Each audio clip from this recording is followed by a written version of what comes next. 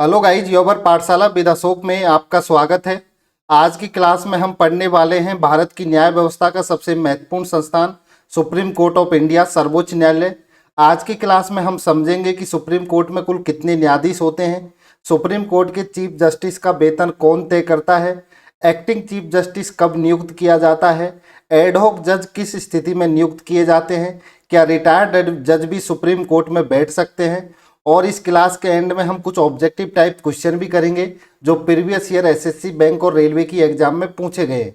मैं आपको गारंटी देता हूं, अगर आप इस क्लास को लास्ट तक देखते हैं तो सुप्रीम कोर्ट से रिलेटेड कोई भी क्वेश्चन आपका एग्जाम में गलत नहीं होगा। ये पूरा टॉपिक आपको अच्छे से समझ में आएगा। तो चलिए स्टार्ट करते हैं आज की ये class, supreme court of India, सर्वोच्च न्यायालय। तो भारत के सर्वोच्च न्यायालय की अगर स्थापना की बात की जाए तो इसकी स्थापना 26 जनवरी 1950 को की गई। जो भारत का सर्वोच्च न्यायालय, जिसको सुप्रीम कोर्ट ऑफ इंडिया बोलते हैं, उसकी जो स्थापना है वो 26 जनवरी 1950 को हुई। इसका प्रावधान भारतीय संविधान के आर्टिकल 124 से 147 तक दिया गया है। जो सुप्रीम कोर्ट है उसके बारे में भारतीय संविधान के आर्टिकल 124 से 147 में दिया हुआ है। इससे पहले भारत में फेडरल कोर्ट थी जो 1937 में थी। 1937 में क्या था, भारत में फेडरल कोर्ट बनाई गई थी और उसको जो बनाने वाला जो एक्ट था वो था गवर्नमेंट ऑफ इंडिया एक्ट 1935। तो भारत का जो गवर्नमेंट ऑफ इंडिया एक्ट 1935 था उसके तहत 1937 में फेडरल कोर्ट बनाई गई। बाद में 1950 को इसको क्या कर दिया गया, सर्वोच्च न्यायालय। क्या बना दिया गया, सर्वोच्च न्यायालय बना दिया गया। तो भारत के सर्वोच्च न्यायालय की स्थापना 26 जनवरी 1950 को हुई। उससे पहले हमारे पास फेडरल कोर्ट थी जो 1937 में बनाई गई थी। और ये जो 1937 में जो फेडरल कोर्ट बनाई गई थी ये गवर्नमेंट ऑफ इंडिया एक्ट 1935 के तहत बनाई गई थी। किसके तहत बनाई गई थी, गवर्नमेंट ऑफ इंडिया एक्ट 1935 के तहत इसको बनाया गया था। नहीं, सर्वोच्च न्यायालय को संविधान का संरक्षण कहा जाता है। तो जो हमारी सुप्रीम कोर्ट होती है उसको संविधान का क्या कहा जाता है, संविधान का संरक्षक भी कहा जाता है। तो जो हमारी सुप्रीम कोर्ट है उसको क्या कहा जाता है, संविधान का संरक्षक कहते हैं। यह सुनिश्चित करता है कि सरकार संविधान के अनुसार काम करे। तो जो हमारा सुप्रीम कोर्ट ऑफ इंडिया है यह सुनिश्चित करता है कि जो हमारी सरकार है वो संविधान के अनुसार क्या करे, कार्य करे। तो जो सर्वोच्च न्यायालय की स्थापना है वो 26 जनवरी 1950 को की गई और इसके बारे में आर्टिकल 124 से लेकर आर्टिकल 147 तक लिखा हुआ है। और ये जो पहले जो सुप्रीम कोर्ट थी उसको फेडरल कोर्ट के नाम से जाना जाता था जो 1937 में बनाई गई थी। और ये भारत सरकार अधिनियम 1935 के तहत बनाई गई। और सर्वोच्च न्यायालय को क्या कहा जाता है, संविधान का संरक्षण, गार्डियन ऑफ कॉन्स्टिट्यूशन कहा जाता है। यह सुनिश्चित करता है कि सरकार संविधान के अनुसार क्या करे, काम करे। तो जो सुप्रीम कोर्ट ऑफ इंडिया है यही सुनिश्चित करता है कि जो हमारा सरकार है वो किसके अनुसार काम करे, संविधान के अनुसार काम करे। यदि संसद कोई ऐसा कानून बना दे जो संविधान के खिलाफ हो तो सुप्रीम कोर्ट उसे क्या कर सकती है, रद्द कर सकता है। अगर मान लीजिए हमारी कोई पार्लियामेंट है वो कोई ऐसा कानून बना देती है वो संविधान के क्या हो, खिलाफ हो, तो सुप्रीम कोर्ट उसे क्या कर सकता है, रद्द कर सकता है। वैसे कानून कैसे हुआ, मान लीजिए सरकार ने बोल दिया कि कोई भी व्यक्ति जो 18 साल से ऊपर का नहीं है वो घर रात को 8 बजे के बाद में घर से बाहर नहीं निकलेगा। सरकार ने ये कानून बना दिया। अब ये कानून क्या है, हमारे संविधान के खिलाफ है क्योंकि हमको घूमने की क्या है, स्वतंत्रता है। तो जब ऐसा कानून जो संविधान के खिलाफ होगा तो सुप्रीम कोर्ट उसे क्या कर सकती है, रद्द कर सकता है। अब बात की जाए भारत के जो सर्वोच्च न्यायालय में है उसमें न्यायाधीशों की संख्या, किसकी बात की जाए, न्यायाधीशों की संख्या की। तो जब पहली बार जब सुप्रीम कोर्ट 26 जनवरी 1950 को जब संविधान लागू हुआ था उस समय जब सुप्रीम कोर्ट बना था तो उस समय इसमें न्यायाधीशों की कुल संख्या कितनी थी, 8 थे। कुल न्यायाधीश कितने थे, 8 थे। 26 जनवरी 1950 को संविधान को लागू होने के समय सर्वोच्च न्यायालय में एक मुख्य न्यायाधीश थे और 7 अन्य न्यायाधीश थे। तो एक तो मुख्य न्यायाधीश था जिसको चीफ जस्टिस ऑफ इंडिया बोलते हैं और 7 क्या थे, अन्य न्यायाधीश थे। मतलब टोटल कितने थे, 8। तो जब संविधान लागू हुआ था 26 जनवरी 1950 को, उस समय जो हमारा सुप्रीम कोर्ट था उसमें टोटल न्यायाधीश 8 थे जिनमें एक मुख्य न्यायाधीश था और 7 क्या थे, अन्य न्यायाधीश थे। अगर वर्तमान स्थिति की बात की जाए तो वर्तमान में एक मुख्य न्यायाधीश है और 33 क्या है, अन्य न्यायाधीश है। टोटल कितने हैं, 34। तो जब संविधान लागू हुआ था उस समय टोटल 8 न्यायाधीश थे, जिसमें से एक मुख्य न्यायाधीश था और 7 क्या थे, अन्य न्यायाधीश थे। लेकिन अगर वर्तमान में बात की जाए तो वर्तमान में सर्वोच्च न्यायालय में एक मुख्य न्यायाधीश जिसको चीफ जस्टिस ऑफ इंडिया कहा जाता है और 33 अन्य न्यायाधीश शामिल है। तो ये वर्तमान में कुल न्यायाधीशों की संख्या कितनी है, टोटल 34 है। पहले क्या थी, टोटल 8 थी, लेकिन बाद में क्या हुआ है, बाद में न्यायाधीशों की संख्या को बढ़ा दिया गया है। तो जब संविधान लागू हुआ था उस समय न्यायाधीशों की टोटल संख्या 8 थी, जिसमें एक मुख्य न्यायाधीश थे और 7 अन्य न्यायाधीश थे। वर्तमान में कुल न्यायाधीशों की संख्या 34 है, जिनमें एक मुख्य न्यायाधीश है और 33 अन्य न्यायाधीश हैं। अब आपके दिमाग में बात आएगी कि भाई जजों की जो संख्या है वो बढ़ाई क्यों गई, तो सुप्रीम कोर्ट में जजों की संख्या क्यों बढ़ाई गई, उसके बहुत सारे कारण थे। शुरुआती स्थिति की बात की जाए तो शुरुआत में देश में मुकदमों की संख्या कम थी, इसलिए जजों की संख्या भी क्या थी, कम थी। तो शुरुआत में क्या थे, जब 26 जनवरी 1950 को हमारा संविधान लागू हुआ था उस समय हमारे देश में मुकदमों की संख्या क्या थी, कम थी। तो इसीलिए जजों की संख्या भी क्या थी, कम थी। लेकिन समय के साथ क्या हुआ है, जनसंख्या वृद्धि हुई है। समय के दास में देश की आबादी बढ़ी है और मुकदमे भी समय के साथ में अदालतों में क्या हो गए, बढ़ने लगे। अदालत में मुकदमों की संख्या लगातार बढ़ती गई और राज्यों का क्या हुआ, पुनर्गठन हुआ और कोर्ट के ऊपर क्या बढ़ा, कार्यभार बढ़ा। तो जैसे जैसे राज्यों की संख्या बढ़ी, न्यायिक कार्यभार बढ़ा, तो क्या जरूरत पड़ी, ज्यादा न्यायाधीशों की जरूरत पड़ी। इसलिए लगातार न्यायाधीशों की संख्या में क्या की गई, बढ़ोतरी की गई और इसी कारण ने संसद ने समय समय पर कानून बनाकर सुप्रीम कोर्ट के जजों की क्या बढ़ाई, संख्या बढ़ाई। अब ऐसा नहीं है, जब संविधान लागू हुआ था उस समय टोटल 8 जज थे और डायरेक्ट 34 जज कर दिए, ऐसे नहीं। पहले 8 से कुछ बढ़ाए, फिर और कुछ बढ़ाए, फिर और कुछ बढ़ाए, लेकिन वर्तमान में टोटल कितनी है, 34 है। और आपको ये अच्छे से समझ आ गया कि सुप्रीम कोर्ट में जजों की संख्या क्यों बढ़ाई गई, क्योंकि जब शुरुआती स्थिति थी, जब संविधान लागू हुआ था उस समय मुकदमे कम थे, जनसंख्या भी कम थी, लेकिन धीरे धीरे जनसंख्या वृद्धि हुई, धीरे धीरे मुकदमे बढ़ने लगे और धीरे धीरे क्या हुआ, राज्यों का पुनर्गठन हुआ, तो उससे क्या हुआ, कोर्ट के ऊपर कार्यभार बढ़ने लगा और इसी वजह से, इसी कारण से संसद ने क्या किया, समय समय पर कानून बनाकर सुप्रीम कोर्ट में जजों की संख्या को बढ़ाया। और वर्तमान में जजों की संख्या कितनी है, 34 है और पहले कितनी थी, 8 थी। नेक्स्ट, अब बात करते हैं हायरेसी की। तो जो हमारी कोर्ट होती है उसमें सबसे ऊपर कौन सी कोर्ट रहती है, सुप्रीम कोर्ट रहती है। उससे नीचे हाई कोर्ट रहती है, उससे नीचे डिस्ट्रिक्ट कोर्ट रहती है और उससे नीचे कौन सी कोर्ट रहती है, सेशन कोर्ट रहती है। तो जो हमारी सुप्रीम कोर्ट है, सबसे ऊपर वाली जो कोर्ट होती है वो कौन सी है, सुप्रीम कोर्ट है। इसका आदेश सारी कोर्टों को क्या होता है, मानना होता है। तो जो सुप्रीम कोर्ट का जो आदेश होता है वो जितनी भी कोर्ट है, हाई कोर्ट, डिस्ट्रिक्ट कोर्ट और सेशन कोर्ट, उन सबको मानना होता है। और जो ये सुप्रीम कोर्ट है ये सबसे ऊपर की कोर्ट है, इससे ऊपर कोई कोर्ट नहीं है। जो सबसे ऊपर कोर्ट है वो कौन सी है, सुप्रीम कोर्ट है। उससे नीचे हाई कोर्ट है, उससे नीचे डिस्ट्रिक्ट कोर्ट है और सबसे नीचे कौन सी है, सेशन कोर्ट है। तो भारत की न्यायपालिका की ये संरचना है जिसमें भारत की न्यायपालिका को एक पिरामिड के रूप में समझाया जा सकता है, जिसमें सबसे ऊपर कौन है, सर्वोच्च न्यायालय है, उससे नीचे उच्च न्यायालय है, उससे नीचे जिला न्यायालय है और सबसे नीचे कौन सी है, सेशन कोर्ट है। इसका मतलब यह है, यदि किसी व्यक्ति को निचली अदालत के फैसलों से संतोष नहीं है तो वह ऊपरी अदालत में क्या कर सकता है, अपील कर सकता है। इसका मतलब क्या है, अगर मान लीजिए किसी को व्यक्ति को निचली अदालत के फैसले से वो संतोष नहीं है तो वो क्या कर सकता है, ऊपरी अदालत में अपील कर सकता है। मान लीजिए आपका कोई कोर्ट है, वो डिस्ट्रिक्ट कोर्ट में आपका कोई कोर्ट केस चल रहा था।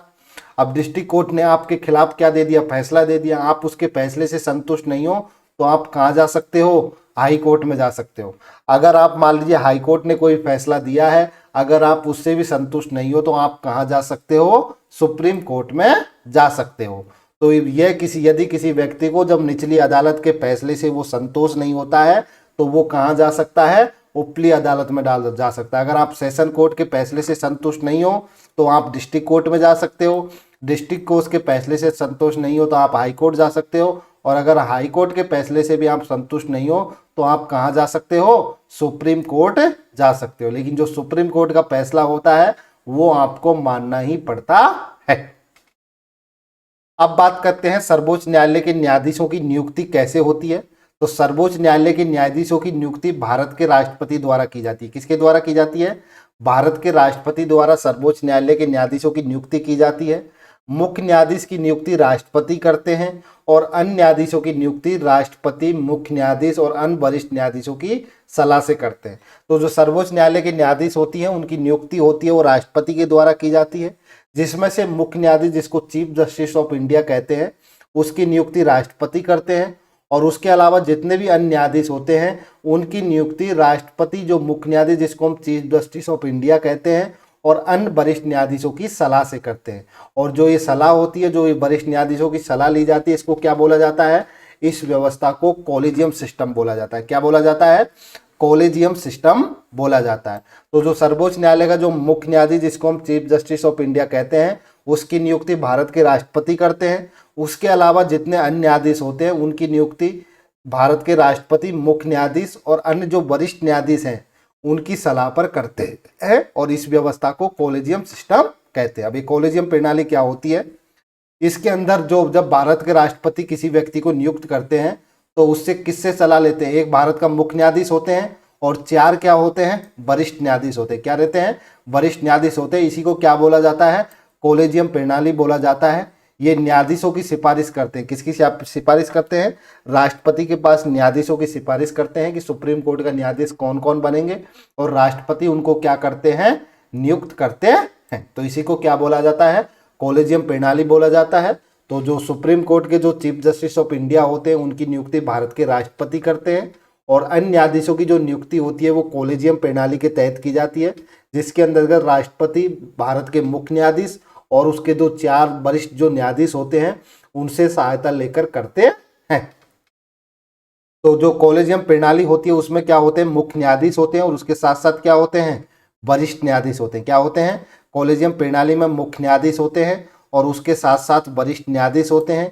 ये राष्ट्रपति को सिफारिश करते हैं कि किसको सुप्रीम कोर्ट का न्यायाधीश बनाते हैं, और उसके बाद राष्ट्रपति उनको क्या कर देता है? न्यायाधीश नियुक्त कर देता है।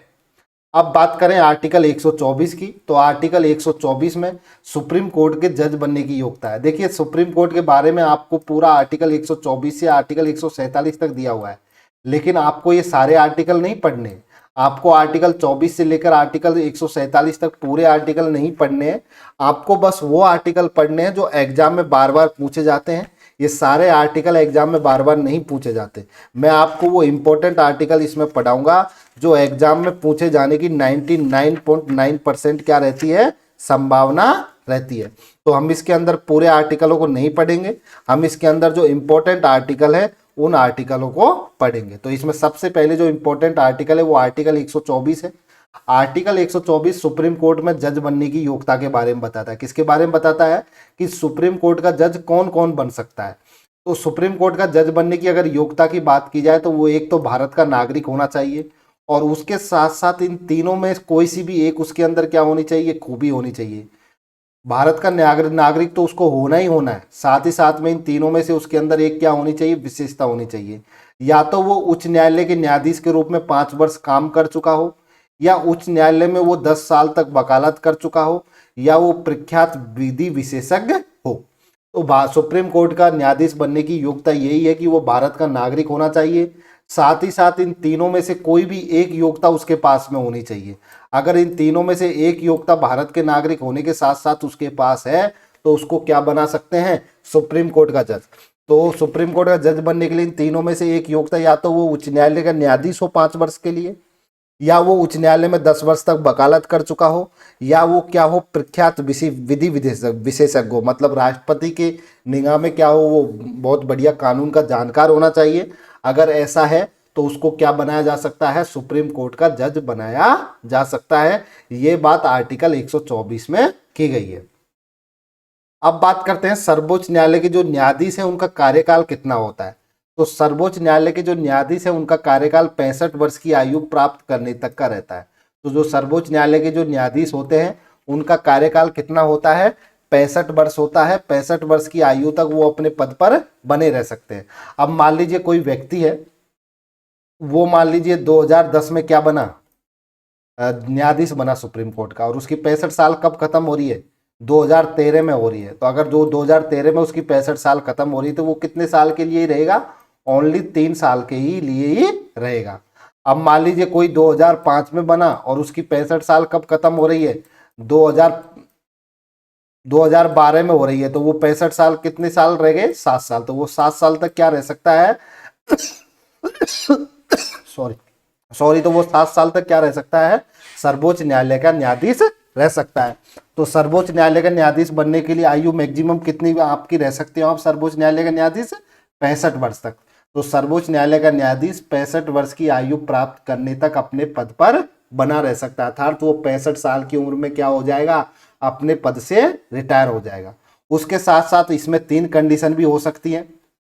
तो पहली कंडीशन तो इसके अंदर यही है कि 65 वर्ष की आयु उसने प्राप्त कर ली है तो वो रिटायर हो जाएगा। दूसरी यह है कि वो राष्ट्रपति को अपना क्या दे सकता है, इस्तीफा भी दे सकता है, पहले रिटायर हो जाएगा अगर इस्तीफा दे देता है, या संसद द्वारा महाभियोग द्वारा उसको क्या किया जा सकता है, हटाया जा सकता है। तो जो भारत के सर्वोच्च न्यायालय है उसके जो न्यायाधीश है उनका कार्यकाल 65 वर्ष की आयु तक होता है। या तो वो 65 वर्ष की आयु तक पर सेवानिवृत्त होते हैं, या अगर राष्ट्रपति को वो अपना इस्तीफा दे तो भी वो हट सकते हैं, या संसद द्वारा क्या हो, महाभियोग की प्रक्रिया से भी उसको हटाया जा सकता है। तो मैक्सिमम जो सर्वोच्च न्यायालय का न्यायाधीश है वो 65 वर्ष की आयु तक ही रह सकता है। अगर उससे पहले वो अपनी इच्छा से राष्ट्रपति को त्यागपत्र देकर हट सकता है, या संसद द्वारा अगर को महाभियोग द्वारा उसको क्या किया जा सकता है, हटाया जा सकता है। तो भारत के सर्वोच्च न्यायालय के न्यायाधीश का कार्यकाल 65 वर्ष की उम्र तक रहता है। उससे पहले अगर वो राष्ट्रपति को अपना इस्तीफा दे तो हट सकता है, या संसद द्वारा उस पर क्या लगा दिया जाए, महाभियोग, अगर उसके ऊपर महाभियोग पारित हो जाए तो भी जो न्यायाधीश है उसको 65 वर्ष की उम्र से पहले भी हटाया जा सकता है। अब बात करते हैं आर्टिकल 125। तो आर्टिकल 125 में सर्वोच्च न्यायालय के न्यायाधीशों के वेतन की बात है। किसकी बात की गई है, आर्टिकल 125 में सर्वोच्च न्यायालय के जो न्यायाधीश है उनकी किसकी बात की गई है, वेतन की बात की गई है कि भाई उनको हर महीने कितना रुपया मिलेगा। तो जो चीफ जस्टिस ऑफ इंडिया होते हैं उनको 2,80,000 रुपये प्रति महीना मिलता है, जबकि जो अन्य न्यायाधीश होते हैं उनको 2.5 लाख रुपये प्रति महीने मिलता है। कितना मिलता है, 2.5 लाख रुपये प्रति महीने मिलता है। और जबकि जो चीफ जस्टिस ऑफ इंडिया होते हैं उनको 2,80,000 रुपये प्रति माह मिलते हैं। और जो इनका वेतन होता है वो भारत की संचित निधि कंसोलिडेटेड फंड ऑफ इंडिया से दिया जाता है। तो आर्टिकल 125 में सर्वोच्च न्यायालय के न्यायाधीशों की वेतन की बात की गई है, और जिसमें मुख्य न्यायाधीश का वेतन 2,80,000 रुपये होता है, जबकि अन्य न्यायाधीशों का जो वेतन होता है वो 2.5 लाख रुपये प्रति महीने होता है। और जो इनका वेतन होता है वो भारत की संचित निधि से दिया जाता है। अब बात करते हैं आर्टिकल 126। आर्टिकल 126 में कार्यवाहक मुख्य न्यायाधीश की बात की गई। किसकी बात की गई है, कार्यवाहक मुख्य न्यायाधीश। अब ये कार्यवाहक मुख्य न्यायाधीश का मतलब क्या होता है, इसका मतलब ये होता है, मान लीजिए कोई ऐसा टाइम आ जाए जिसपे जो हमारे सर्वोच्च न्यायालय के जो मुख्य न्यायाधीश चीफ जस्टिस ऑफ इंडिया है वो उपस्थित नहीं है, लंबे समय से वो छुट्टी पर है या किसी कारण से वो नहीं आ पा रहे हैं, तो उस टाइम किसी अन्य न्यायाधीश को क्या बना दिया जाता है, चीफ जस्टिस ऑफ इंडिया बना दिया जाता है कुछ दिन के लिए। तो वो क्या कहलाता है, कार्यवाहक मुख्य न्यायाधीश कहलाता है। क्या कहलाता है, कार्यवाहक मुख्य न्यायाधीश। तो जब मुख्य न्यायाधीश का पद रिक्त हो जाए तो मुख्य न्यायाधीश क्या हो, या अनुपस्थित हो, तो जब मुख्य न्यायाधीश का पद रिक्त हो जाए या जो मुख्य न्यायाधीश जिसको हम चीफ जस्टिस ऑफ इंडिया बोलते हैं अगर वो अनुपस्थित है तो उस समय राष्ट्रपति किसी अन्य न्यायाधीश को क्या कर सकता है, कार्यवाहक मुख्य न्यायाधीश के रूप में नियुक्त करता है। और ये बात किस में की गई है, आर्टिकल 126 में। ये याद रखिए, कई बार पूछा जाता है कि कार्यवाहक मुख्य न्यायाधीश की बात किस आर्टिकल में की गई है, तो ये आर्टिकल 126 में की गई है। इसका मतलब ये होता है जब मुख्य न्यायाधीश का पद रिक्त हो या मुख्य न्यायाधीश क्या हो, अनुपस्थित हो, तो राष्ट्रपति किसी अन्य न्यायाधीश को कार्यवाहक मुख्य न्यायाधीश के रूप में क्या करता है, नियुक्त करता है। और इसकी जो नियुक्ति किसके द्वारा की जाती है, राष्ट्रपति के द्वारा ही की जाती है। नेक्स्ट, अब बात करते हैं आर्टिकल 127। आर्टिकल 127 एडहॉक जज की बात करता है। किसकी बात करता है, एडहॉक जज की बात करता है। ये भी बहुत इंपॉर्टेंट है आर्टिकल 127, ये कई बार पूछा जाता है। एडहॉक जज का मतलब होता है तदर्थ न्यायाधीश। क्या होता है, हिंदी में इसको तदर्थ न्यायाधीश बोलते हैं। आप इसको ऐसे याद रखिए, इंग्लिश में याद रखोगे तो अच्छा रहेगा, एडहॉक जज। अभी एडहॉक जज का मतलब क्या होता है, जब सुप्रीम कोर्ट में जजों की कमी हो या किसी मामले की सुनवाई के लिए पर्याप्त जज उपलब्ध नहीं हो। तो जब सुप्रीम कोर्ट में जजों की कमी हो या कोई मामले की सुनवाई चल रही है तो पर्याप्त जज नहीं है, तो मुख्य न्यायाधीश तब एक हाई कोर्ट के जज को क्या करेगा, सुप्रीम कोर्ट में बुला लेगा। क्या करेगा, उसको सुप्रीम कोर्ट में बुला लेगा। तो उसी को क्या बोलते हैं, एडहॉक जज के रूप में, उसी को एडहॉक जज बोलते हैं। और वो एडहॉक जज के रूप में उसको क्या कर सकते हैं, बुला सकते हैं। तो इसका एडहॉक जज की मतलब क्या होता है, जब सुप्रीम कोर्ट में जजों की कमी हो या किसी मामले की सुनवाई के लिए जब पर्याप्त जज उपलब्ध नहीं हो, तो मुख्य न्यायाधीश तब एक हाई कोर्ट के जज को एडहॉक जज के रूप में बुला सकते हैं। वो अपने पास उसको क्या करते हैं, कुछ टाइम के लिए बुला सकते हैं। अब इसको ऐसे समझिए, जैसे मान लीजिए हमारा डिपार्टमेंट है, अब हम डिपार्टमेंट में क्या कर रहे हैं, काम कर रहे हैं। अब किसी डिपार्टमेंट को में किसी व्यक्ति की कमी है, किसी पद पर कोई व्यक्ति नहीं है, तो वो क्या करेगा, डेपुटेशन पर व्यक्तियों को बुलाएगा। तो जब आप डेपुटेशन पर जाते हो ना, इसको वैसे ही समझिए। तो वहाँ पे क्या है, वहाँ पर कमी है, वहाँ पर क्या है, कर्मचारियों की कमी है। तो जब कर्मचारियों की कमी होती है तो किसी कर्मचारी को दूसरे डिपार्टमेंट में बुला लिया जाता है। वैसे ही इसमें होता है, जब किसी जो हमारा सुप्रीम कोर्ट होता है उसमें जब जजों की कमी हो या किसी मामले की सुनवाई के लिए पर्याप्त जज उपलब्ध नहीं है, तो जो सुप्रीम कोर्ट का मुख्य न्यायाधीश होता है, जिसको चीफ जस्टिस ऑफ इंडिया कहते हैं, वो हाई कोर्ट के किसी जज को बुला लेता है अपने पास। क्या करता है, अपने पास बुला लेता है। और वो सुप्रीम कोर्ट में क्या करता है, कुछ दिनों के लिए काम करता है। तो वो कुछ दिनों के लिए उस जज को जिसको बुलाया गया उसी को क्या बोला जाता है, एडहॉक जज बोला जाता है। क्या बोला जाता है, एडहॉक जज बोला जाता है। और इसकी जो अनुमति होती है वो राष्ट्रपति की मंजूरी के साथ होती है। तो जो चीफ जस्टिस ऑफ इंडिया, जो मुख्य न्यायाधीश होते हैं, जब वो किसी हाई कोर्ट के जज को बुलाते हैं तो उसके लिए वो किससे अनुमति लेते हैं, राष्ट्रपति से उसकी मंजूरी लेते हैं। तो एडहॉक का मतलब आपको पता हो गया। एडहॉक का मतलब ये होता है, जब मान लीजिए सुप्रीम कोर्ट में जजों की कमी हो या किसी मामले की सुनवाई के लिए पर्याप्त जज उपलब्ध नहीं है, तो जो मुख्य न्यायाधीश होते हैं वो राष्ट्रपति की मंजूरी लेकर किसी जो हाई कोर्ट होती है उससे जज को बुला लेते हैं अपने पास में।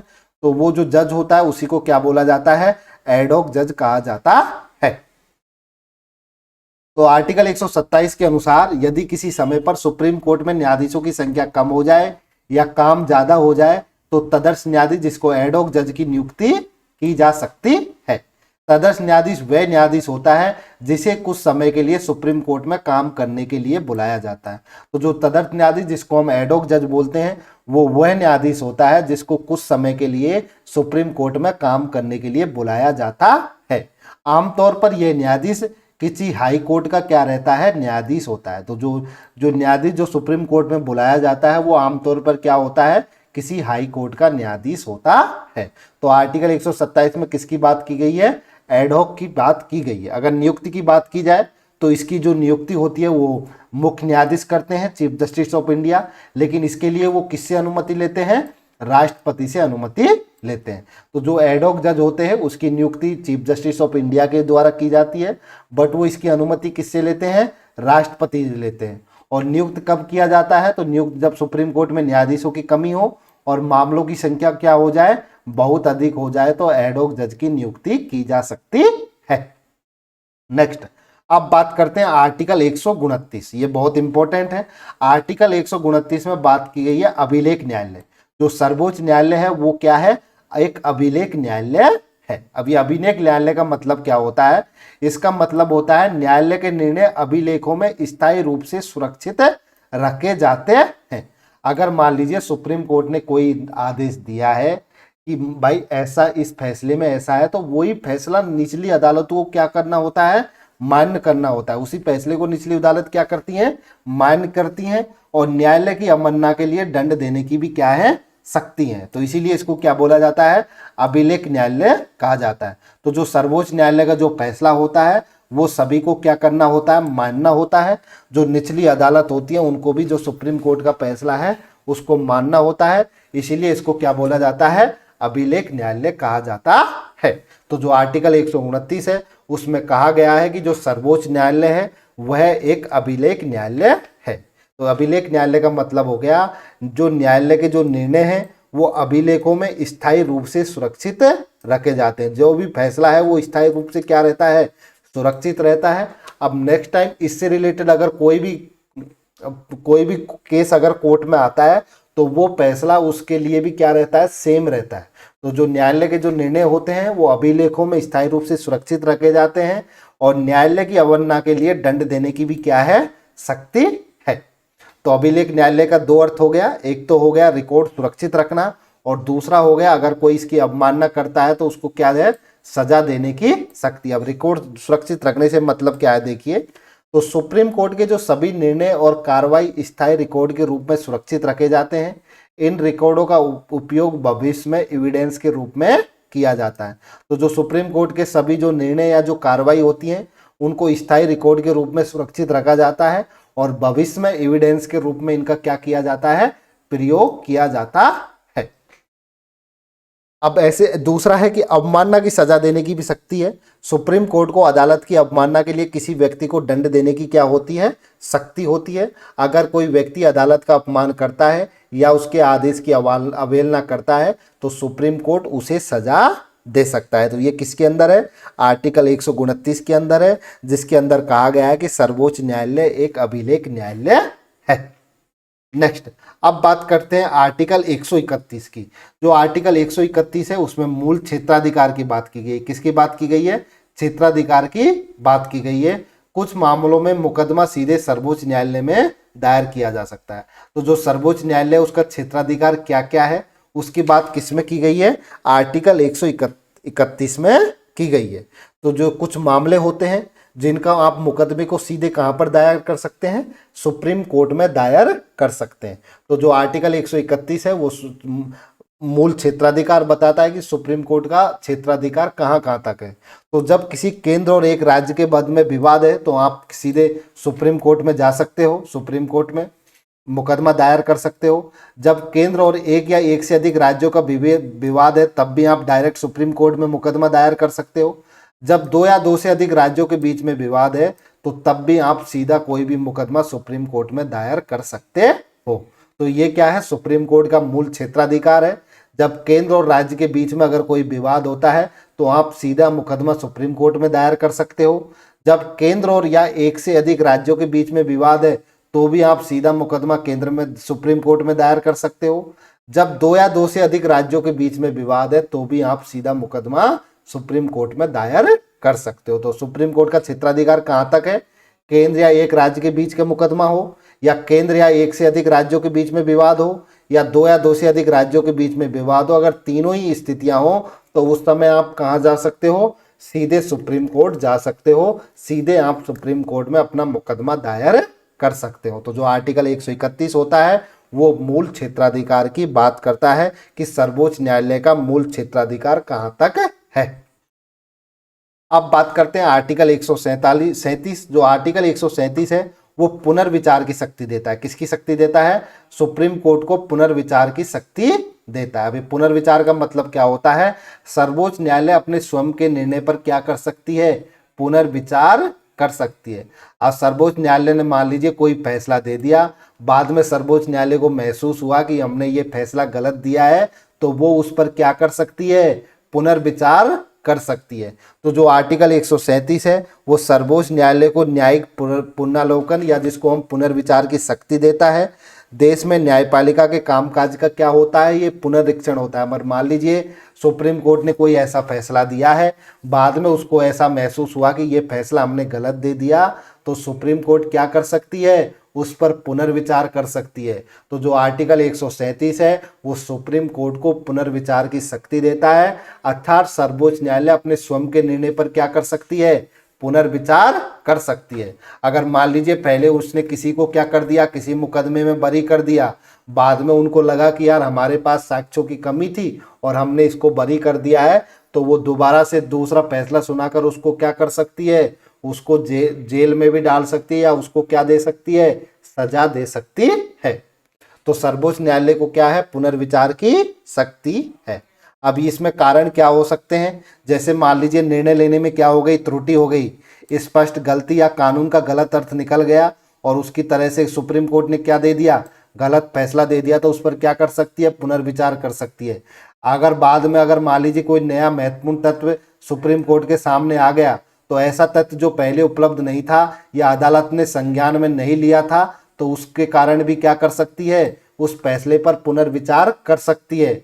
या न्याय के हित में भी वो क्या कर सकती है, पुनर्विचार कर सकती है। यदि पूर्व निर्णय के कारण अन्याय हुआ है तो उसको क्या किया जा सकता है, सुधारा जा सकता है। अब इसका मतलब आपको मैं सिंपल लैंग्वेज में बताता हूं।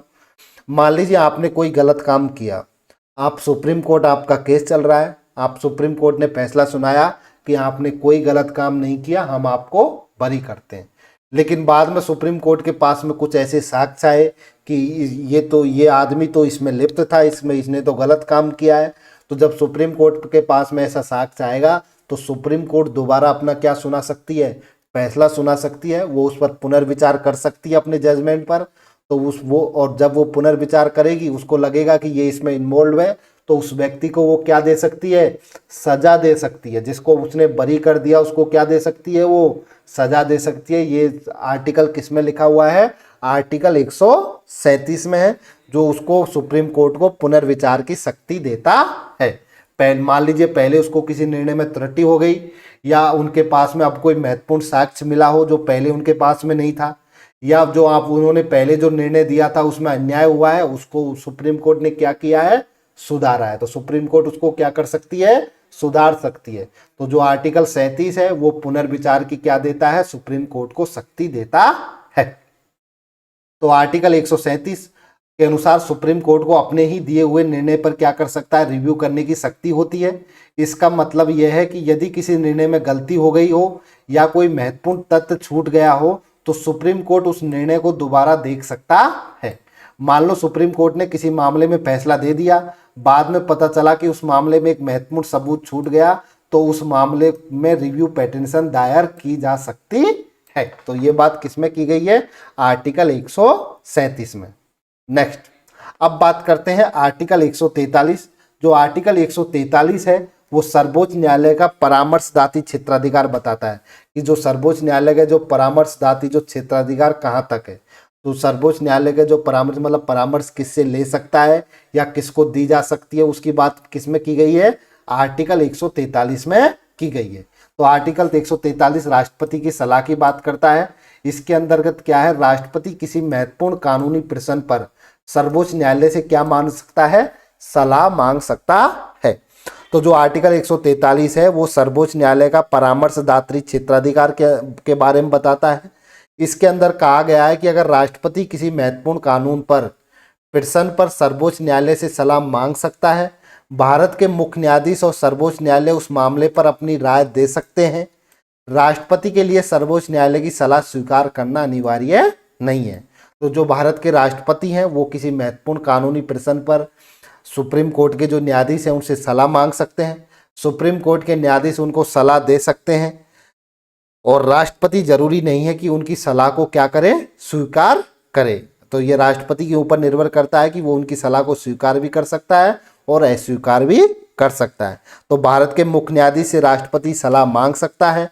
भारत का मुख्य जो न्यायाधीश है वो राष्ट्रपति को सलाह दे या ना दे इसके लिए वो बाध्य नहीं है, चाहे तो वो सलाह दे सकता है या चाहे तो वो नहीं दे सकता।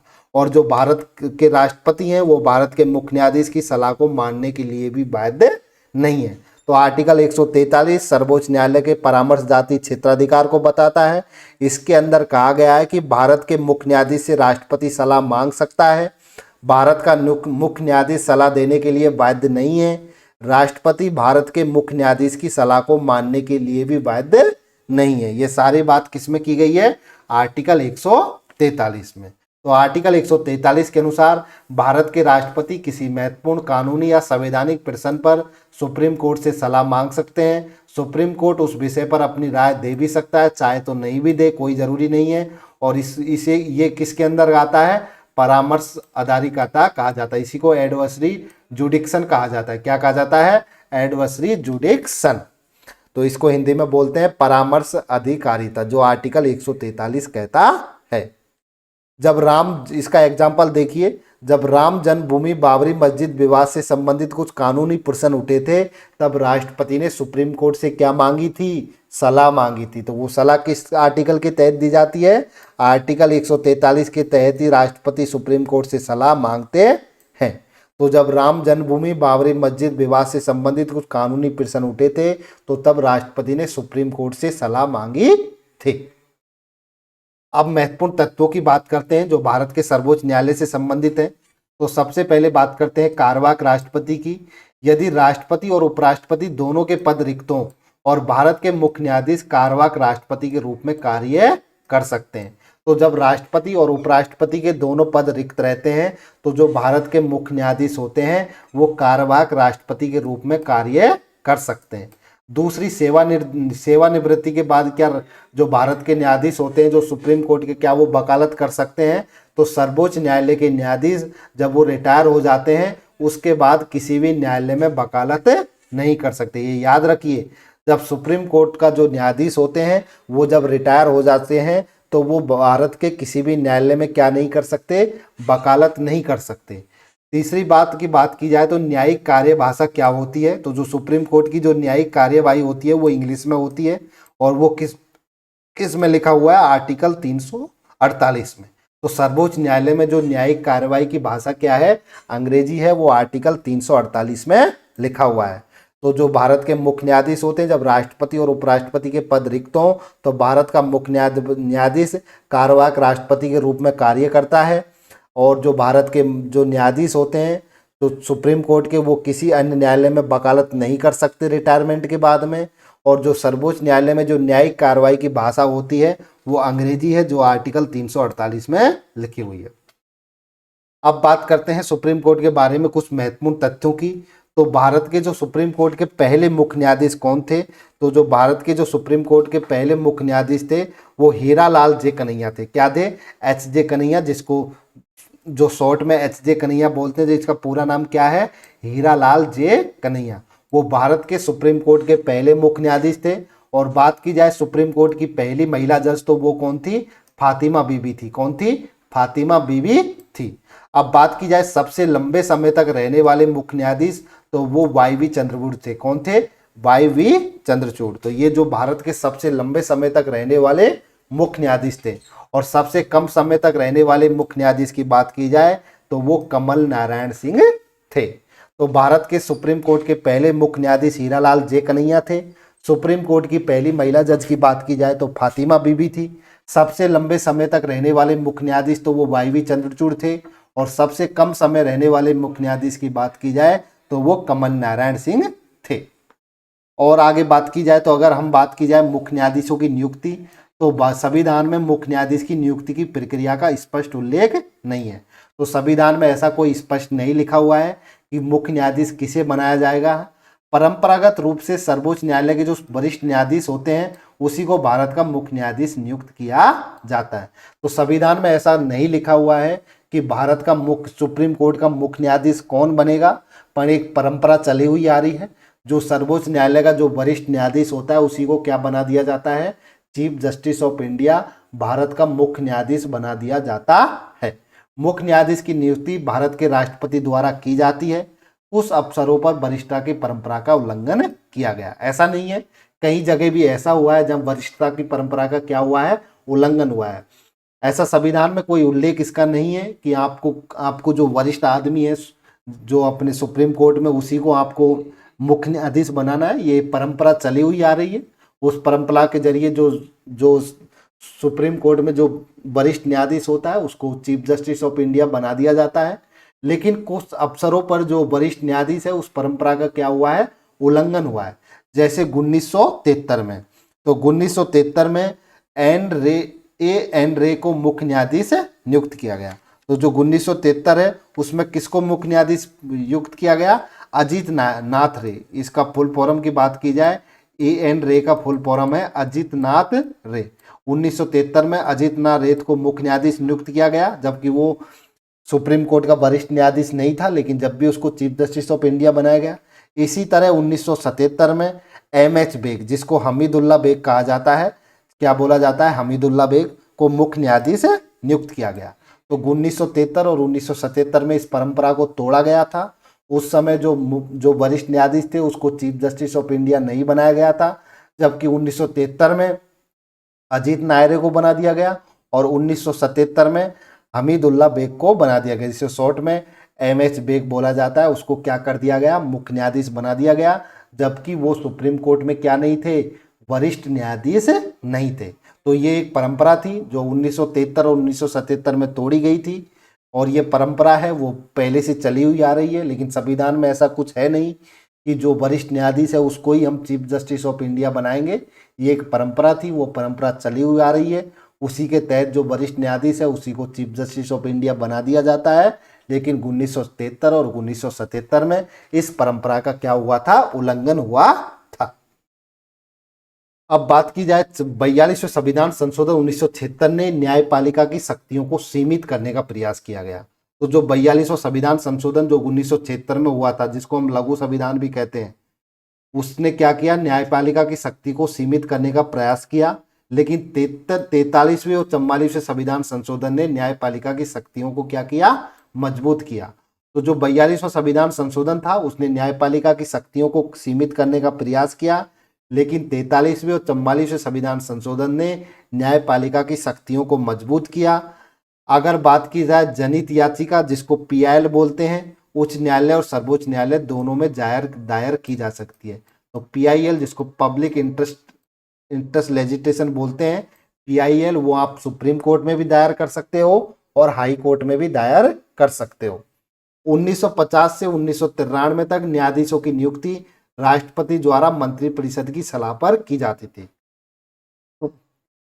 तो 1950 से 1993 तक की अगर बात की जाए तो उस समय जो न्यायाधीशों की नियुक्ति होती थी तो वो मंत्रिपरिषद की सलाह पर की जाती थी। लेकिन 1993 से वर्तमान तक न्यायाधीशों की नियुक्ति कॉलेजियम प्रणाली के अनुसार की जाती है। तो 1950 से 1993 तक जो न्यायाधीशों की नियुक्ति होती थी वो राष्ट्रपति द्वारा मंत्रिपरिषद की सलाह पर की जाती थी। लेकिन 1993 से वर्तमान तक न्यायाधीशों की जो नियुक्ति होती है उसमें किस प्रणाली का उपयोग किया जाता है, कॉलेजियम प्रणाली का प्रयोग किया जाता है, जिसके अंदर एक चीफ जस्टिस ऑफ इंडिया होते हैं और 4 अन्य वरिष्ठ न्यायाधीश होते हैं। वो राष्ट्रपति को सलाह देते हैं कि किसको न्यायाधीश सुप्रीम कोर्ट का बनाना है या नहीं बनाना। तो 1950 से 1993 तक न्यायाधीशों की नियुक्ति राष्ट्रपति द्वारा मंत्रिपरिषद की सलाह पर की जाती और 1993 से वर्तमान तक न्यायाधीशों की नियुक्ति कॉलेजियम प्रणाली के अनुसार की जाती है।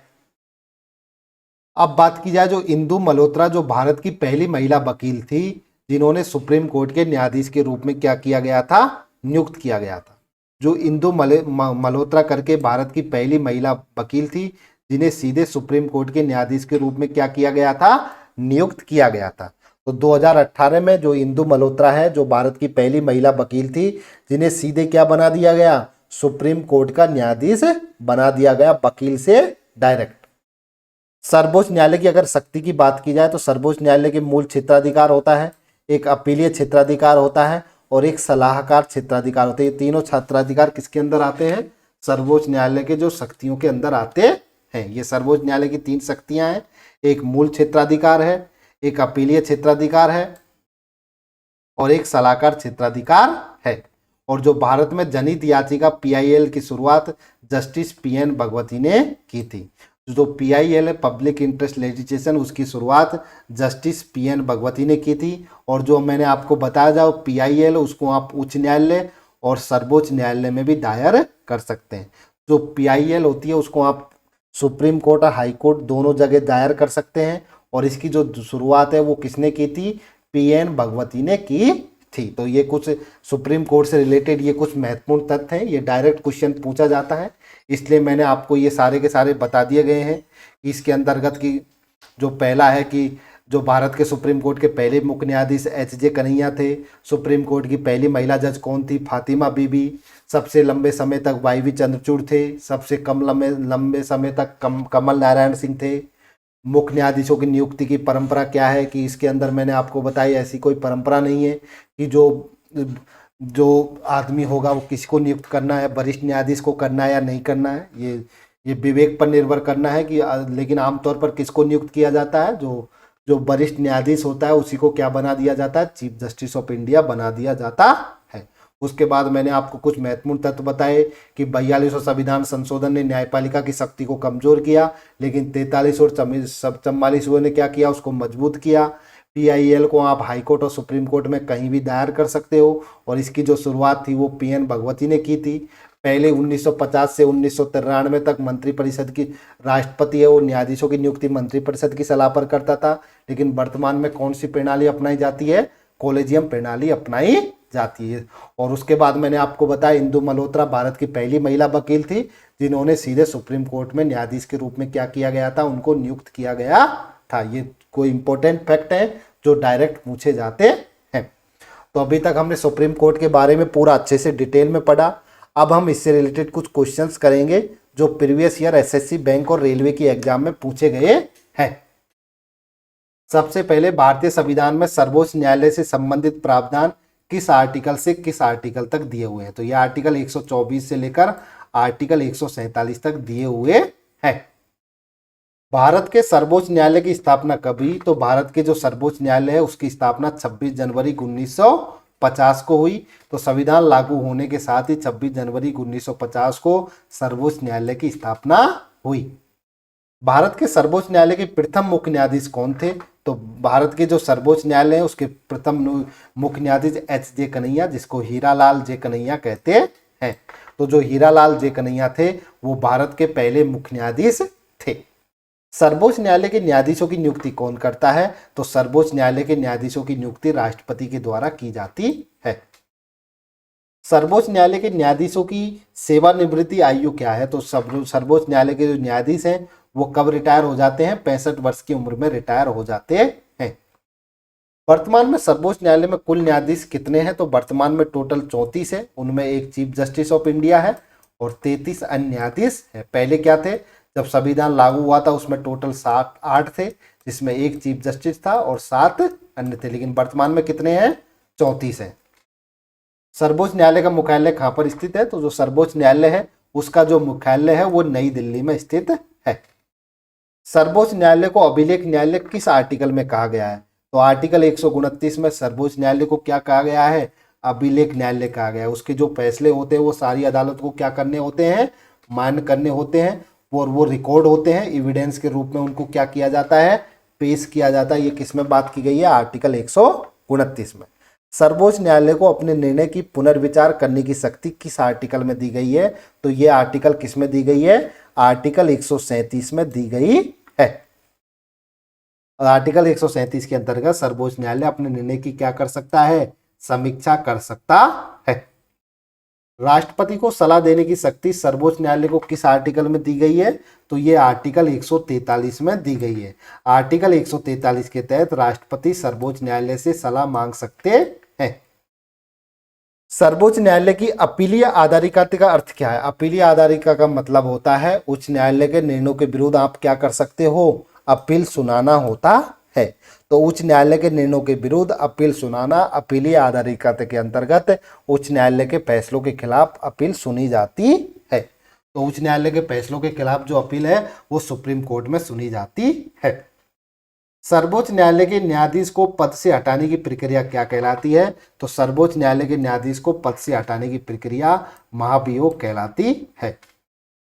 सर्वोच्च न्यायालय में न्यायिक कार्रवाई की भाषा क्या है? तो सर्वोच्च न्यायालय उसमें जो न्यायिक कार्रवाई की भाषा है वो अंग्रेजी है। यह आर्टिकल 348 के अनुसार सर्वोच्च न्यायालय की न्यायिक कार्रवाई भाषा अंग्रेजी है। भारत में जनहित याचिका किससे संबंधित है? जो जनहित याचिका है वो किससे संबंधित है? सार्वजनिक हित से संबंधित है। तो पीआईएल समाज या जनता के हित से जुड़े मामलों के लिए दायर की जाती है। पब्लिक इंटरेस्ट जो लेजिस्लेशन होती है वो समाज या जनता के हित से जुड़े मामलों के लिए दायर की जाती है। भारत में जनहित याचिका की शुरुआत किस न्यायाधीश से जुड़ी हुई है? तो भारत में जो जनहित याचिका की शुरुआत है वो पीएन भगवती से जुड़ी हुई है। सबसे पहले जनहित याचिका की जो शुरुआत है वो पीएन भगवती ने की थी। सर्वोच्च न्यायालय का निर्णय किस पर बाध्यकारी होता है? तो जो सर्वोच्च न्यायालय का निर्णय होता है वो पूरी देश की सभी अदालतों को मानना होता है। तो सर्वोच्च न्यायालय देश की सर्वोच्च अदालत है और इसके निर्णय सभी अदालतों पर लागू होते हैं। भारत में सर्वोच्च न्यायालय की पहली महिला न्यायाधीश कौन थी? तो भारत में सर्वोच्च न्यायालय की पहली महिला न्यायाधीश फातिमा बीबी थी। तो न्यायमूर्ति फातिमा बीबी सर्वोच्च न्यायालय की पहली महिला न्यायाधीश थी। इंदु मल्होत्रा किस कारण प्रसिद्ध है? तो वो पहली वकील थी जिसको सीधे सुप्रीम कोर्ट का क्या बनाया गया था? न्यायाधीश बनाया गया था। तो जो इंदु मल्होत्रा थी वो पहली महिला वकील थी जिसको सीधे सुप्रीम कोर्ट में न्यायाधीश बनाया था। तो पहली महिला वकील जो सीधे सुप्रीम कोर्ट में न्यायाधीश बनी, इंदु मल्होत्रा को 2018 में सीधे सुप्रीम कोर्ट में न्यायाधीश नियुक्त किया गया था। डायरेक्ट वो वकील से उसको क्या बना दिया गया, न्यायाधीश बना दिया गया सुप्रीम कोर्ट का। सर्वोच्च न्यायालय का वेतन और भत्ते किस आर्टिकल में वर्णित है? तो सर्वोच्च न्यायालय के जो वेतन और भत्ते हैं वो आर्टिकल 125 में वर्णित है। कार्यवाहक मुख्य न्यायाधीश की नियुक्ति किस आर्टिकल में की गई है? तो कार्यवाहक मुख्य न्यायाधीश की नियुक्ति है वो आर्टिकल 126 में की गई है। और जो तदर्थ न्यायाधीश जिसको एडहॉक जज कहते हैं उसकी जो नियुक्ति की बात की गई है वो आर्टिकल 127 में की गई है। सर्वोच्च न्यायालय की मूल अधिकारिता किस अनुच्छेद में की गई है? तो सर्वोच्च न्यायालय की मूल अधिकारिता की मूल क्या क्या क्षेत्र के अंदर आता है वो बात आर्टिकल 131 में की गई है। तो आर्टिकल 131 के तहत केंद्र और राज्यों के विवाद सीधे सुप्रीम कोर्ट में आते हैं। भारत में न्यायिक पुनर्विलोकन की शक्ति किसके पास है? तो भारत में न्यायिक जो पुनर्विलोकन की शक्ति है वो सर्वोच्च न्यायालय को प्राप्त है। सर्वोच्च न्यायालय के पास न्यायिक पुनर्विलोकन की शक्ति होती है। सर्वोच्च न्यायालय कानूनों की संवैधानिकता की जांच कर सकता है। सर्वोच्च न्यायालय का गठन किस अधिनियम के बाद हुआ था? तो जो सर्वोच्च न्यायालय है उसका गठन भारत सरकार अधिनियम 1935 के तहत किया गया था। इस अधिनियम के तहत पहले फेडरल कोर्ट बना 1937 में, जिसने आगे चलकर सुप्रीम कोर्ट का क्या ले लिया, रूप ले लिया।